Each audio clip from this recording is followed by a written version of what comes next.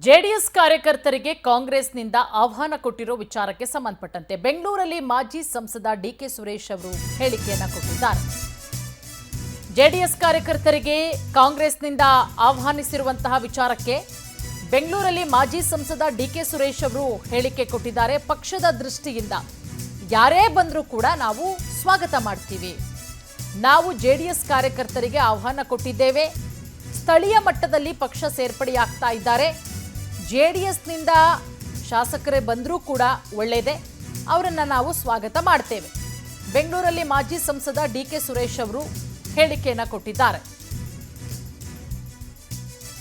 ಅದು ಕಾಂಗ್ರೆಸ್ ಪಕ್ಷ ಮೊದಲಿಂದನೂ ಕೂಡ ನಿರಂತರವಾಗಿ ಯಾರೇ ಪಕ್ಷಕ್ಕೆ ಬಂದರೂ ಕೂಡ ಸ್ವಾಗತ ಮಾಡ್ತದೆ. ಪಕ್ಷದ ಸಂಘಟನೆಯ ದೃಷ್ಟಿಯಿಂದ ಎಲ್ಲರನ್ನೂ ಕೂಡ ನಾವು ಪಕ್ಷಕ್ಕೆ ಆಹ್ವಾನವನ್ನು ನೀಡ್ತೇವೆ. ಶಾಸಕರಿಗಲ್ಲ, ಕಾರ್ಯಕರ್ತರಿಗೆ. ಶಾಸಕರು ಬಂದರೂ ಸಂತೋಷ. ಅದು ಕಾಂಗ್ರೆಸ್ ಪಕ್ಷ ಮೊದಲಿಂದನೂ ಕೂಡ ನಿರಂತರವಾಗಿ ಯಾರೇ ಪಕ್ಷಕ್ಕೆ ಬಂದರೂ ಕೂಡ ಸ್ವಾಗತ ಮಾಡ್ತದೆ. ಪಕ್ಷದ ಸಂಘಟನೆಯ ದೃಷ್ಟಿಯಿಂದ ಎಲ್ಲರನ್ನೂ ಕೂಡ ನಾವು ಪಕ್ಷಕ್ಕೆ ಆಹ್ವಾನವನ್ನು ನೀಡ್ತೇವೆ. ಶಾಸಕರಿಗಲ್ಲ, ಕಾರ್ಯಕರ್ತರಿಗೆ. ಶಾಸಕರು ಬಂದರೂ ಸಂತೋಷ.